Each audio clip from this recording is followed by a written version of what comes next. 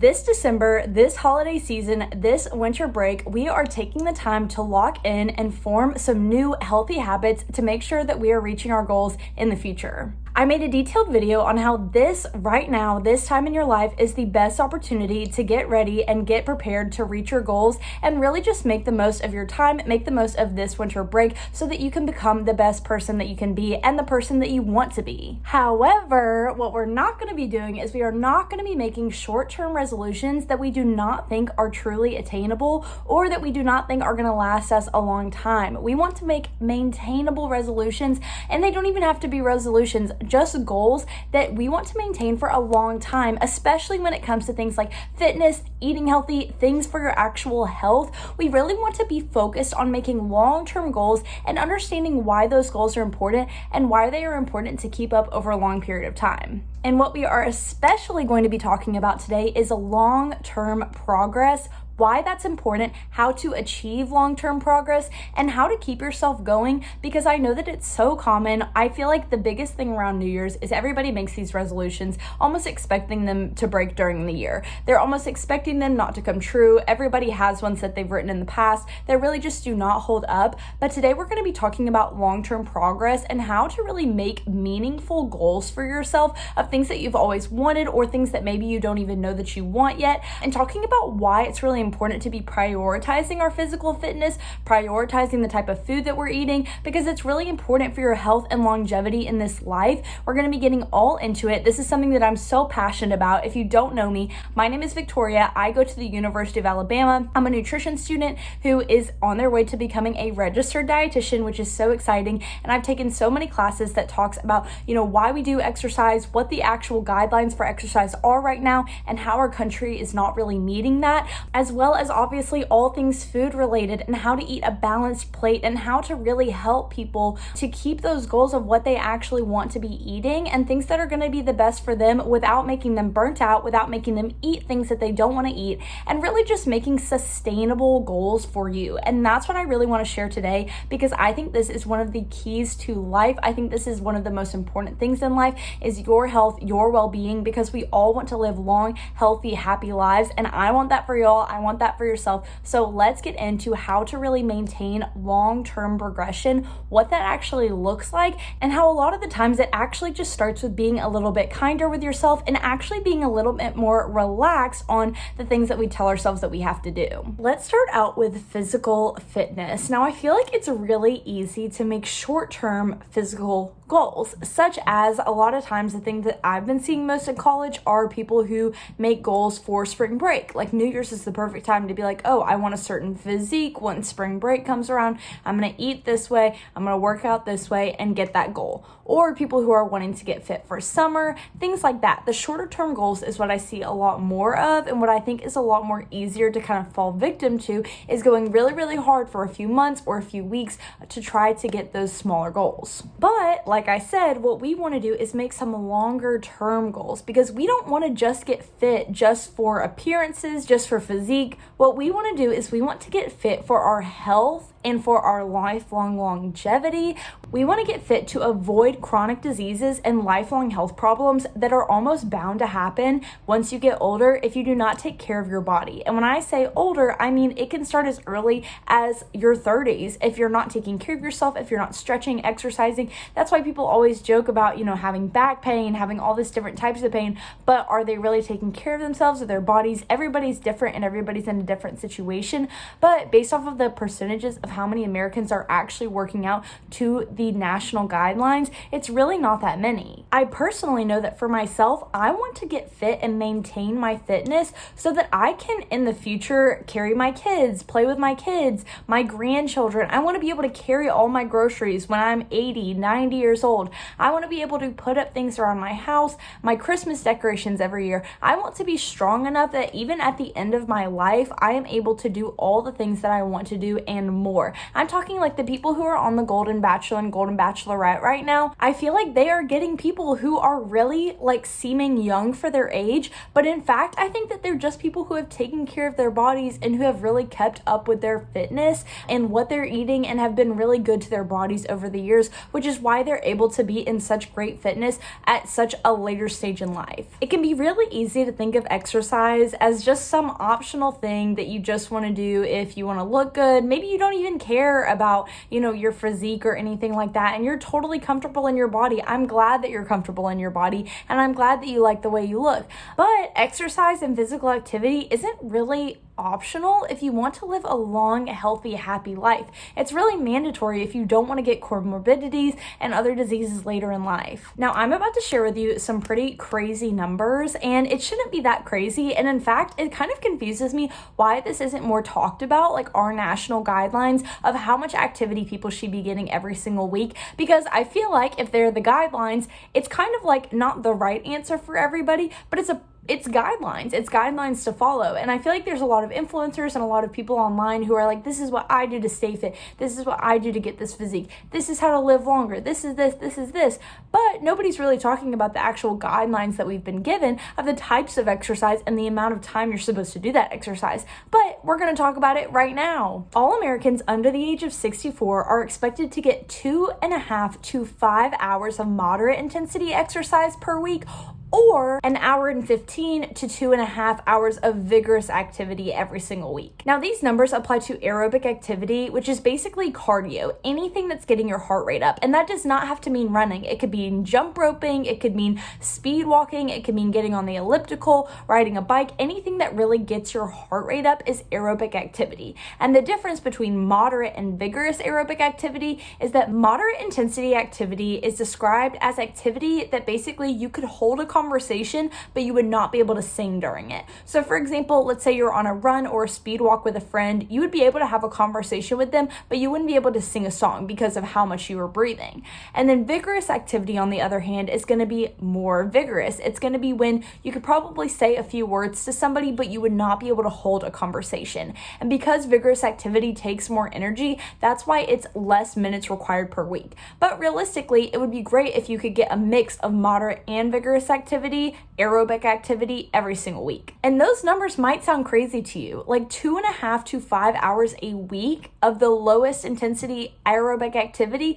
That might sound like a lot, but that's something that you can slowly work up to reaching, and it's something that all Americans are encouraged to do unless they have some kind of outstanding health issue that the doctor has told them differently. Now, here's the kicker. On top of those 2.5 to 5 hours of moderate intensity exercise, or 1 hour 15 minutes to 2.5 hours of vigorous intensity exercise, you are also, on top of that, recommended to get 2 days a week of muscle strengthening activities. So at least 2 days a week on top of all that cardio, you are recommended to go to the gym, do anything with lifting weights. It could be from home. It doesn't have to even be dumbbells. It could literally be, depending on your strength, you could start with soup cans, and then you could work up to, picking up your cat or something. Anything where you're lifting weights, like anything like that, to help strengthen your bones, build your bones up, is so important, to the point where we're recommended to do that 2 times a week on top of all the aerobic activity, especially because aerobic activity can actually decrease your muscle mass a little bit if you're not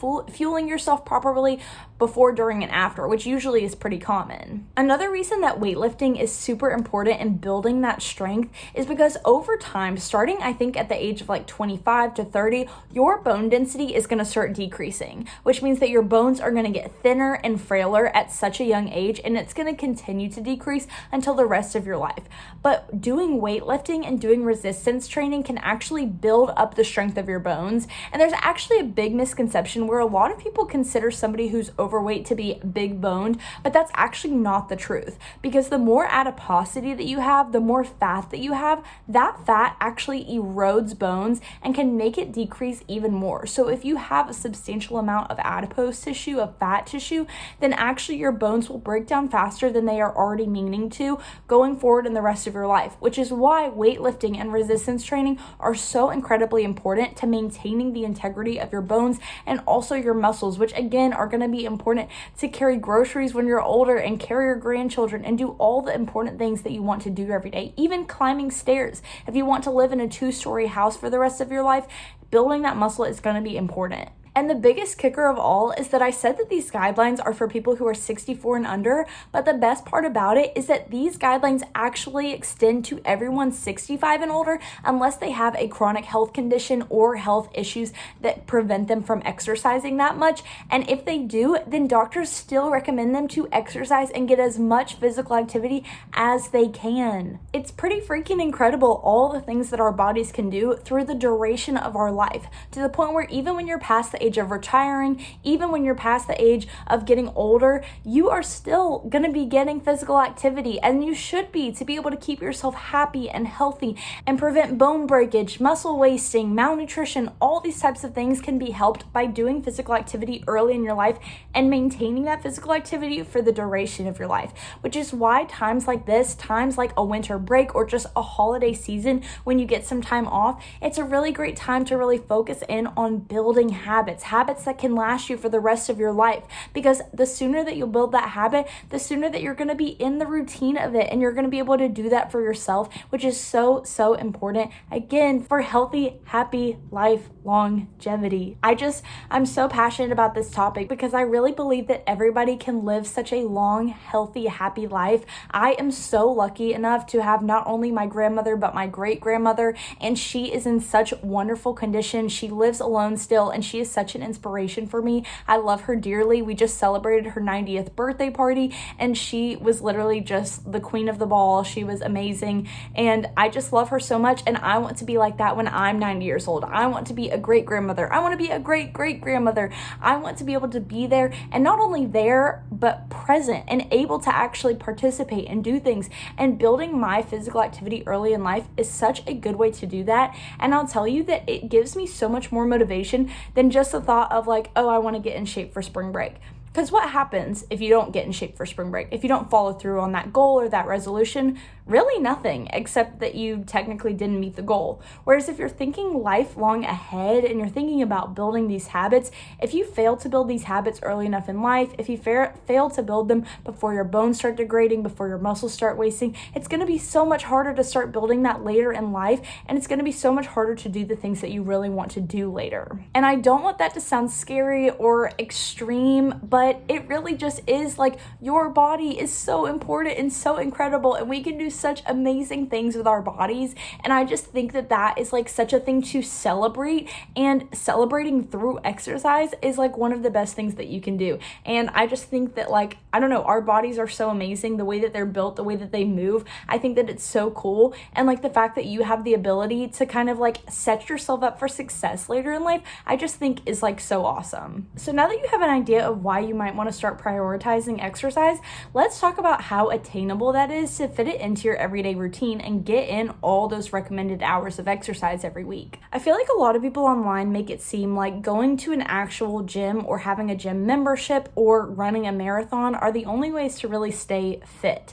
But that's not true at all, because like I said earlier, even doing things just with things that you find around your house that weigh a little bit more, give you some resistance, can be so beneficial to you building that strength and doing some aerobic activity. Even doing activities like maybe while your food is cooking in the kitchen, maybe you have a casserole cooking, maybe you're even just cooking tacos that don't take that long. Whatever you have going on, try to see if you can multitask a little bit. Like maybe you're winding down for the night and you're about to make dinner.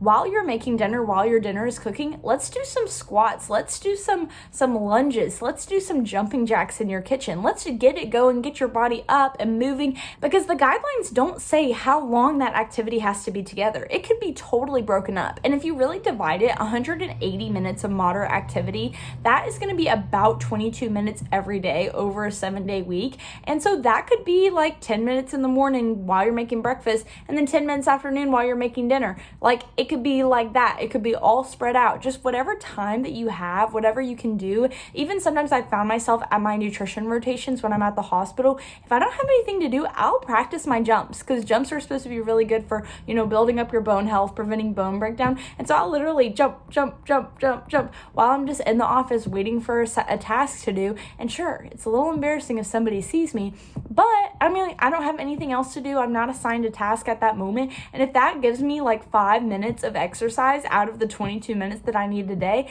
that's pretty awesome. And I also want to say, and what we'll get into depth in a little bit, is that there's no need for an all or nothing mindset. If you don't reach your 180 minutes of moderate activity a week, that's okay. It's not all or nothing. And if anything, doing any exercise is better than doing none at all, because you have this mindset that you have to do the maximum amount, or you have to do the whole amount, or that it's purposeless. Because any movement your body will thank you for, I promise. And we'll get way more into like the mindset of it all and that kind of sentiment later. But first, I just want to share the kind of same thoughts behind food. And food, I know, can be a scary subject for people to talk about, especially because there's so much information going around online. And I did a whole video also on like a dietitian versus a nutritionist, and how I'm studying to be a registered dietitian. And right now online, there's a lot of like misinformation from people who call themselves nutritionists, which is not a real title and has no credentials behind it.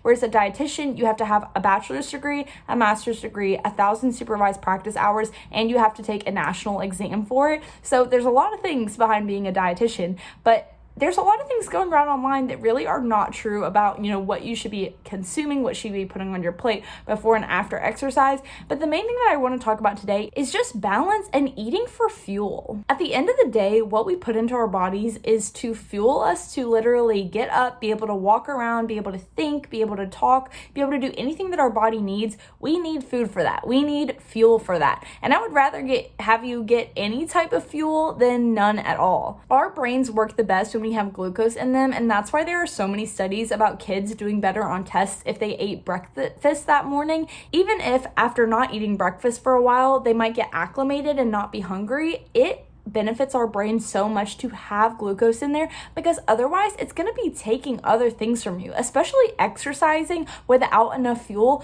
you're going to be taking things from your muscle rather than fat. The muscle is going to be the thing that goes first, y'all, not the fat, and that's an important thing to remember. So the most important thing that I want to push is, never in any world do I want you to feel like because you don't have the right things to eat, that you shouldn't be eating anything, because fuel is so important to everything that we do.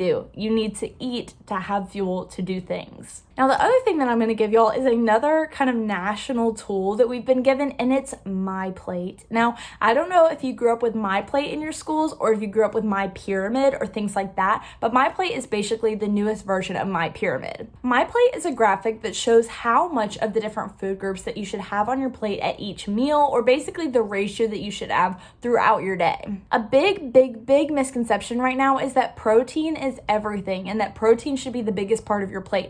But if you look at the graphic, protein actually should only be about 1/4 of your plate, if not less. And one reason that this kind of rumor has been going around, or why people think that it's good to have mostly protein, is because some people think that protein can't turn into bodily fat. They think it can only help your muscles.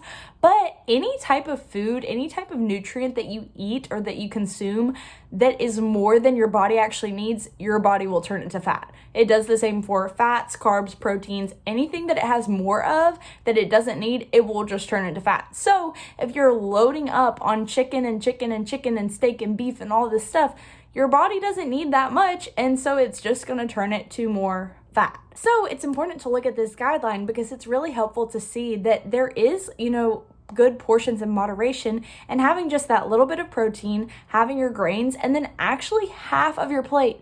That's right, guys. Half of your plate should be fruits and vegetables. And that might be a little alarming for some of you who don't like fruits and vegetables as much. But again, we're not really trying to go all or nothing here. We're not trying to jump in 100%. And I don't want your plate to look exactly like this at every single meal, especially if you hate fruits and vegetables. If you hate them, then maybe this will just inspire you a little bit to have, I don't know, like a couple strawberries on your plate at breakfast, or maybe try a couple green beans at dinner. Try some things, and maybe this will give you the motivation to try some more vegetables, try some more fruits, so that maybe in the future you will actually start eating a little bit more of them. The thoughtfulness behind the My Plate diagram is really what I mean when I talk about a balanced plate that really is just for fueling yourself, because that is the overall goal. And it doesn't really matter exactly what kinds of fruits and vegetables you put on your plate, what kinds of, grains, even though half of your grains should be whole grains, that would be great. And even though, eating a little bit less of red meat would also be awesome, maybe prioritizing some more fish. But besides that, it really is all about fueling yourself and getting some balance. And I know this whole video I've been talking a lot about longevity, so if you want some more detailed information and you're really interested about, eating for longevity and about My Plate and things like that, I actually did a webinar on the Mediterranean diet, which is, the Mediterranean region is considered a blue zone, so people there live, longer than average. So if you're interested about that, that has a bunch of information about what the Mediterranean diet is, what about it makes it really good for longevity, and how you can incorporate it easily in a cheap manner into your diet that's really feasible and really doable. So I'll link that below. So now that we've talked a little bit about why we want to prioritize exercise as a goal and what exactly we want to do about eating healthier, which is something that people kind of throw around a lot, but now that we've kind of talked about what that looks like and actually fueling your body to be able to live your best life, we are going to talk about how to actually make these into long-term goals that can be attainable and that can really have good progress over time. The two words that I want to focus on in this section are balance and grace. I think it's really easy for people to get burnt out, and this has happened to me too, when you set a goal that is really rigorous about like doing something every single day, or even doing something 3 times a week, if it's not something that you're prepared to do 3 times a week. Or something that also has happened to me before is setting a goal that is realistic to do every day, but then something comes up where it's not really realistic or feasible for me to do that thing one day, and then it's making me question whether I should keep at it after that. For example, I'm in college and semesters are really a difficult time to keep on my running goals and my weightlifting goals for a lot of reasons. One of them is time constraints, another one of them is exhaustion, and another one of them is motivation, because it's really hard throughout a whole semester when you're constantly having different assignments throughout the semester, you're constantly having things change, and you're constantly having things go wrong,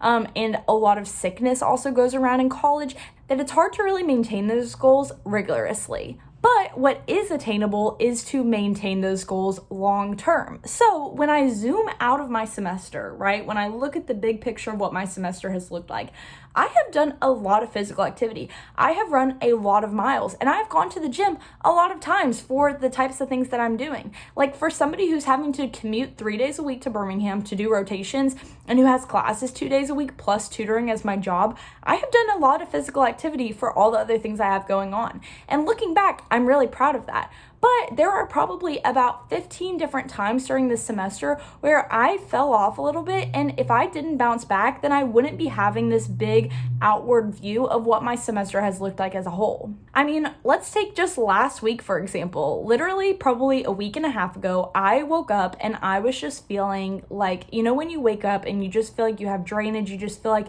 you're just not feeling good. And I went on a run anyways that morning, and the whole time my heart rate was so elevated, even though I was going like a snail pace. And that's when I knew that I was definitely sick. I didn't have a fever, I wasn't throwing up, it wasn't anything like that. I was just generally sick. I had a cold, I was blowing my nose a lot, and that meant that I had to let my body rest for a few days. And it ended up that my body had to rest for a lot longer than I thought, because what I thought would be maybe a 2-day, 3-day rest turned into a week and a half of rest. And sure, there were some days over Thanksgiving break, which was last week, when I probably could have mustered up the courage and mustered up the energy to go for a run, but would that have really served my body in the long run when I was needing to recover? No, not really. And it also wouldn't really serve my mentality when all I really wanted to do was wake up in the morning and watch the sunrise on the beach, or just sit on the porch and eat my breakfast. Things like that. I just wanted to have a leisurely morning. So not only was it important for my physical self, but also my mental well-being to kind of take that break and not run for a week and a half, even though it was out of my plan and not what I was expecting. And And even further, I was so excited to get back going on Monday. I was like, Monday is it. I'm going to get going. I'm going to start running again. Like, this is it. I'm going to get back on track. And then randomly, Sunday afternoon, I started feeling so nauseous. Like, I thought that I had a stomach bug. I thought I was going to be sick.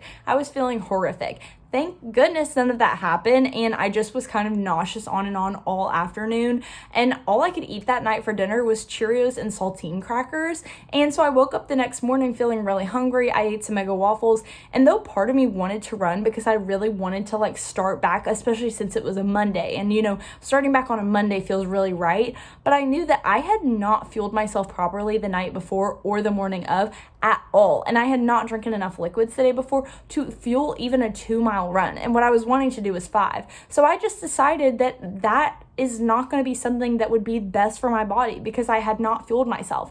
And sometimes that's okay. That's okay to take a week and a half, a 2-week break, even longer than that, based on what you need. The most important thing about it is having grace for yourself and knowing when you do need that. If we're constantly pushing ourselves and getting angry at ourselves, getting upset for not doing things that we really wanted to do, that's not serving us in the long run because we're all on the same team here. We're on our own team. And what we want to do is we want to find success. We want to better ourselves. We want to have, lifelong fitness and healthiness. And if we're kind of overworking ourselves, especially when it's a time in school, when it's super busy, if you know that you would be better off not working out and doing an extra run through of a paper that's due because that would ease your stress, please ease your stress and don't go on a workout that day. Even if that means that you don't get your 180 minutes of moderate exercise that week. Do what you need to do to kind of take that break, relax, and do what's best for you. This balance between knowing kind of like what you should be doing, as in knowing what the guidelines are, knowing what's best for your body, the balance between that and then knowing in the moment what you actually need is the most important thing. Because you have in the big picture what's important. You have in the big picture, what you're striving for, what you're aiming for, but you also have in the immediate picture what's most important in that moment, and putting yourself first, putting yourself at the forefront is just really, really crucial. If we have that grace and that forgiveness for ourselves, then it's going to be so difficult to fall off of that goal or fall off of that resolution. If you truly switch your mindset, think about how silly it would feel if, you've been going strong, having a pretty consistent workout routine for the last few weeks, and then you get sick or you get stressed or you just don't feel like going to the gym one day, and then after that you're like, well, it was good while it lasted. I mean, how silly would that be? Because the goal is just to keep going, when you can, when you feel up to it, and really just trying to prioritize within yourself. And then maybe over time, once you feel more comfortable in the gym, or once you feel more comfortable, lifting weights around your house, doing workout videos, doing runs, speed walks, whatever it is you're doing, the more that you'll probably want to do that. And also like maybe joining an exercise class or like a run club or things like that can also make it so much more fun. But the longer you do things, the better you'll feel at them, even if it's not completely continuous. I mean, we hear this all the time. Progress is not linear. It does not go like that. Progress goes more like that. And that's okay. That's how it's supposed to be because we are humans. And humans, we have all these different hormones. We have all these different things going on with our body constantly. And it would be kind of crazy. We would be robots if our progress was like this. So how do we expect our resolutions starting on January 1st to go every single day or a certain amount of times a week and not know what's going to happen next? We can't predict the future, so how can we predict that we will be able to maintain that for the entire year? All in all, this December, this holiday season, this winter break, we want to be starting to build some habits that we want to reach our future goals. We want to use this time to build some healthy habits. We want to use it to kind of get ahead on the things that we want to do to make it easier for ourselves to do something that is easily maintainable once we get into a busier part of the season, a busier part of the year. The holidays are usually a really stressful time, so if this isn't even the time for you to start thinking about those goals, that's okay. There's never a bad time to start reaching for your goals, so even if you feel like you need to wait a few months, please, by all means, do what's best for you, do what's best for yourself and your health, because in the long run, that is what is most important. As long as in the big picture, we're keeping our sights on a healthy, happy person, a healthy, happy physique that is going to last us our whole lives, that's really the important thing. The important thing is to think about what we're going to use that strength for and how independent we want to be when we're older.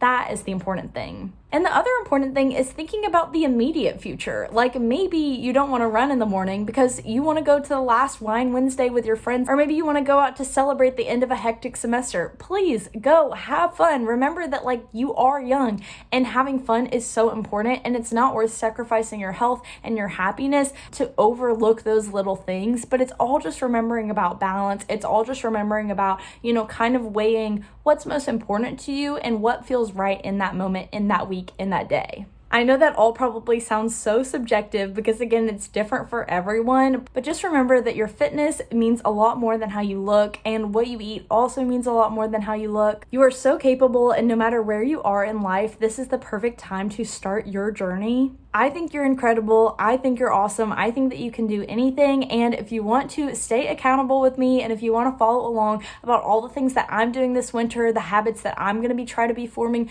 please do. Maybe it'll give you some inspiration of things that you want to do in your own life or goals that you want to pick up. And if you're not ready to start working on your goals yet, like I said, if you want to wait a few months, or even if you just want to take this time to kind of put you in the contemplation stage, think about the goals that you might want to set for January 1st, then please do that. I think that's amazing. The whole goal of this is just so that you can be the happiest person that you can possibly be and strive for a life that you really want. I hope you guys are having a merry and happy December. I know I certainly am. And you can catch me in my next video when I literally go through a week of workouts during the school semester and how they can get so messed up based on what I'm doing, based on what time I can start in the day, and all the stressful things and assignments that I have going on around it. So if you want to see a realistic week in my life of exercises as a college student during dead week, please stick around. But for right now, this is it, and I hope y'all enjoyed this video. And just so you can hear it one more time, you're awesome and you're capable, and I love you. Bye guys.